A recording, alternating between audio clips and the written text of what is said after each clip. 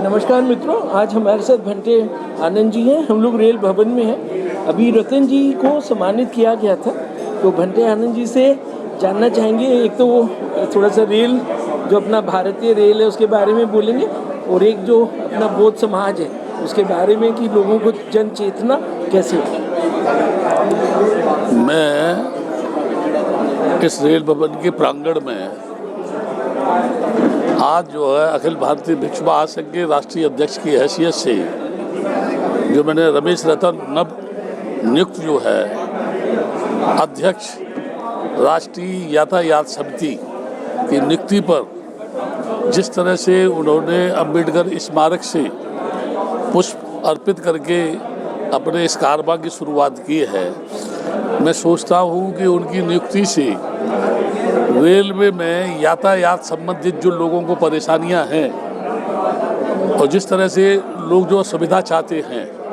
उनका पूर्ववत वो ध्यान रखते हुए इस दूसरी नियुक्ति पर स्मरण से पूर्व भी वे उसके अध्यक्ष रहे हैं, दोबारा अध्यक्ष वो चुने गए हैं, तो उन कार्यों को अच्छे ढंग से निभाएंगे जिन कार्यों को प्रथम 2 वर्षीय कार्यकाल में नहीं कर सके। इसके साथ साथ ये जो भारतीय जनता पार्टी है जिसका ये नारा है कि सबका साथ, सबका विकास, सबका विश्वास, मैं समझता हूँ यदि ये ईमानदारी से इस स्लोगन का पालन करेंगे और भारतीय संविधान के अनुसार ये अपनी सत्ता को चलाएंगे इस देश में, तो लंबे समय तक ये शासन कर सकते हैं। यदि इनकी करनी और कथनी में अंतर हुआ, एक तरफ बाबा साहब को सम्मान देते रहे, दूसरी तरफ बाबा साहब के चाहने वाले लोगों के मौलिक अधिकारों का हनन करते रहे या उनकी उपेक्षा करते रहे, तो मैं समझता हूँ इनकी करनी और कथनी जो होगी भविष्य में वो इनके लिए घातक होगी। इसके साथ साथ मैं एक बात और विशेष तौर पर कहना चाहता हूँ, जिस तरीके से बहुसंख्यक समाज ने राम जन्मभूमि आंदोलन चला करके उसको प्राप्त किया, ठीक इस प्रकार ये सरकार बौद्धों की भावना का सम्मान करेगी। बौद्धों के जो मोनूमेंट है, बौद्धों के जो स्मारक हैं, जो भारत के बौद्ध भिक्षु हैं, ससम्मान उनको देते हुए अपने से जोड़ने का काम करेंगे। इसलिए इस अवसर पर मैं एक बात विशेषकर बौद्धों के लिए कहूँगा कि इस पार्टी की सरकार को ईमानदारी से बुद्ध गया का जो महाबोधि विहार है, जो वर्षों से जिसके लिए आंदोलन चलता रहा, जिसका मैं बुद्ध गया मुक्ति आंदोलन का राष्ट्रीय अध्यक्ष हूँ, ये उपेक्षा करूँगा माननीय प्रधानमंत्री से कि वह उस बुद्ध गया महाबोधि विहार के प्रबंधन को यदि बौद्धों के हाथ सौंपते हैं तो सारे विश्व के जनमानस के बीच जो बौद्ध समाज है उसमें इनकी छवि जो है एक नए ढंग से निखरेगी। इसी आस्था और विश्वास के साथ पुनः एक बार मैं जो है रमेश रतन जी के कार्यकाल के लिए उन्हें शुभकामना प्रदान करता हूँ। और जिस तरह से तमाम संगठनों ने उनका सम्मान किया है, लगता है वो जमीन से जुड़े हुए हैं और ऐसा व्यक्ति चेयरमैन बनकर के यात्रियों को अच्छी अच्छी सुविधाएं देकर रेल यातायात में जो भी अव्यवस्था है उसे व्यवस्था में बदलने का कार्य करेंगे। मैं समझता हूँ ये बहुत बड़ा उनका कार्य होगा जिसे लोग याद करेंगे। आपका धन्यवाद। आपने जैसे एक तो कहा कि जो पैसेंजर एमेनिटीज़ कमेटी है जिसके वो सदस्य नियुक्त हुए हैं, तो उसमें काफ़ी सुधार होगा, क्योंकि अभी पीछे जो रेल मंत्री जो हमारे पीयूष गोयल जी थे और अभी नए आए हैं अश्विनी वैष्णव जी, उनका शायद नज़रिया बदल रहा है, जैसे भारत बदल रहा है और पूरा देश बदल रहा है। दूसरा आपने बोला कि जो बोध गया में जो अब मैं ये एक जानना चाह रहा हूँ, मेरे मन में एक सवाल उठ रहा है कि भारत में जो बहुत लोग हैं और विश्व में, तो अपना कितना परसेंटेज वर्ल्ड में और इंडिया में कितनी उसकी पॉपुलेशन कॉन्सेंट्रेशन है? भारत की धरती पर यदि आप देखेंगे तो मिनिमम ईमानदारी से यदि उसकी गणना की जाती है तो 10-12 करोड़ लोग बुद्धिस्ट होते हैं। लेकिन बौद्धों में संस्कार युक्त जो बौद्ध है और गजट जो बुद्धिस्ट होना चाहिए, जनगणना में जो बुद्धिस्ट होना चाहिए, उसकी कमी को मद्देनजर रखते हुए भारत में बौद्धों की जनसंख्या बहुत कम है। लेकिन भारत की अपेक्षा विश्व में यदि हम जाएंगे तो बौद्धों की इतनी जनसंख्या है कि मैं समझता हूँ इस्लाम, क्रिश्चियन और उसके बाद बुद्धिस्ट कम्युनिटी आती है। और ये बात मैं इसलिए कह रहा हूँ कि हमारे देश के प्रधानमंत्री जब विदेशों में जाते हैं तो वो ये कहते हैं मैं बुद्ध की धरती से आया हूँ,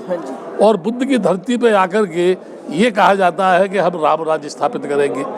तो ये तो उनकी अपनी भावना है, मैं उस पर टिप्पणी अभी नहीं करना चाहता हूँ, लेकिन इतना जरूर कहूँगा कि जब आप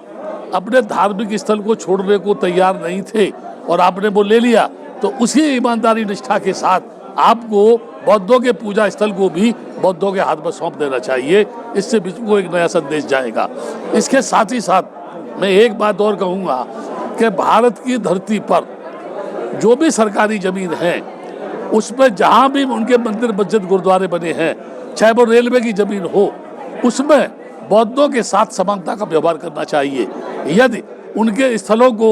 बरकरार रखा जाता है और कहीं कोई बौद्ध भिक्षु किसी कुटिया को बना के रहता है और यदि से उसे तोड़ दिया जाए तो रेलवे प्रशासन के ऊपर ये सौतेला व्यवहार करने का आरोप होगा, जिसे उसे जो है उससे मुक्त होना बहुत ज़रूरी है। मैं ये चाहूँगा कि यहाँ की सरकार सभी धर्म के लोगों के साथ, सभी मजहब के लोगों के साथ, सभी जाति लोगों के साथ, सभी सामाजिक संगठनों के साथ समानता का व्यवहार करेंगे और सभी के विकास की सोचेंगे, सभी को साथ लेकर के एक अच्छे देश का निर्माण करने की कल्पना करेंगे, जहाँ वो देश राष्ट्र मजबूत हो और विश्व के लोग इसको धर्मगुरु मान करके इसकी धरती पर आकर के नतमस्तक हो और शांति का संदेश यहाँ से लेके अपने देश में जाए। एक अभी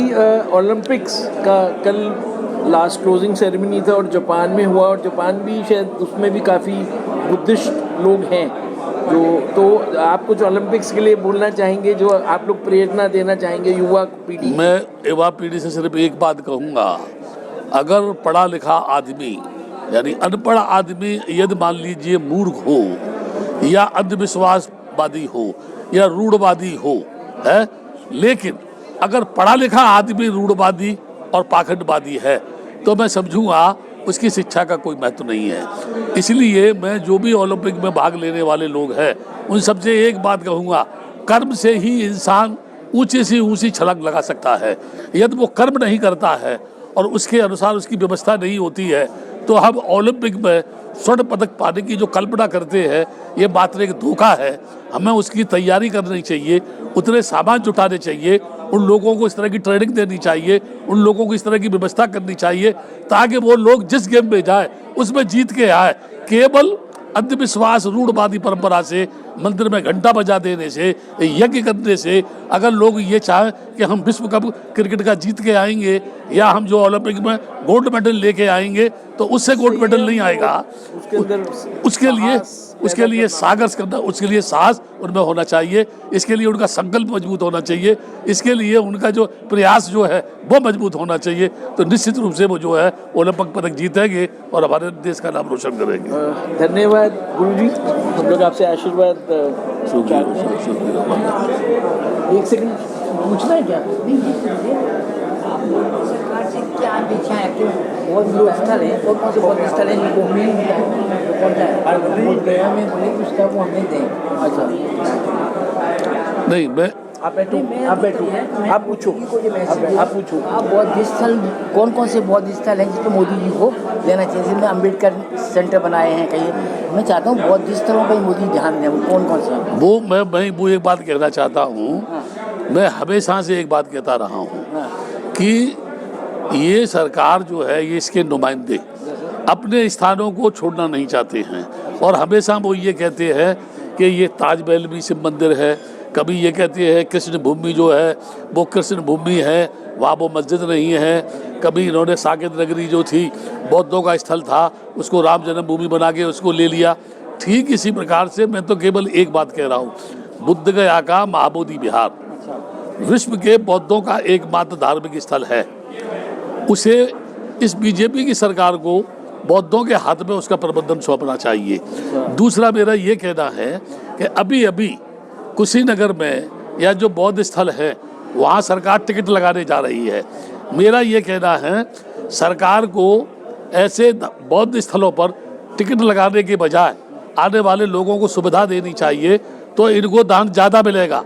टिकट लगाने से लोगों में इस देश के प्रति जो भावना है उसमें कमी आएगी। क्यों आएगी कि वैसे ही बुद्धिस्ट कंट्री के लोग आते हैं, करोड़ों रुपया अरबों रुपया सरकार को देते हैं, करोड़ों रुपया बुद्धगया में दान चढ़ाते हैं। वो इसलिए चढ़ाते हैं कि बौद्ध स्थलों का विकास किया जाए। यही एक बात मैं ये बता रहा हूँ आपको, तेजी जब आपने मुझे पूछा है, जब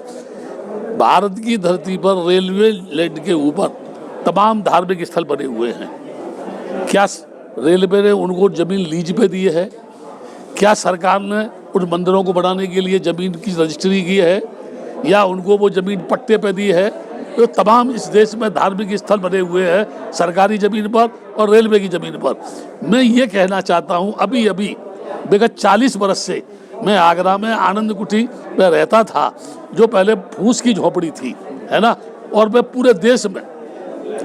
भारत के समाज को जोड़ने की बात करता था, पाखंडवाद के खिलाफ बात करता था, देश में लोगों के अंदर नेशनलिटी की भावना लाना चाहता था, जातविहीन समाज की स्थापना का मैं संदेश देता था। उसे रेलवे कर्मचारियों ने 15 मई 2021 को तोड़ दिया। ठीक है, तो मैं ये कहना चाहता हूँ कि जो सरकार ये कहती है कि हम बौद्धों से भी सहानुभूति रखते हैं, बौद्धों को भी साथ लेके चल रहे हैं, बाबा साहब के स्थलों का हम यानी विकास कर रहे हैं, उनको स्मारक बना रहे हैं, हमने भारतन बाबा साहब को दिया, तो कम से कम ये सरकार मुझे ये भी जवाब दे दे, अन्य धार्मिक स्थलों को तोड़ने के बजाय उस आगरा में बद्दे आनंद की कुटी को ही क्यों तोड़ा? क्या ये सौतेला व्यवहार नहीं है? यदि प्रधानमंत्री में और नवनिर्वाचित जो अभी नियुक्त हुए हैं चेयरमैन साहब इस ओर ध्यान दें तो मैं समझूंगा बौद्धों को बहुत बड़ा न्याय देने की बात होगी।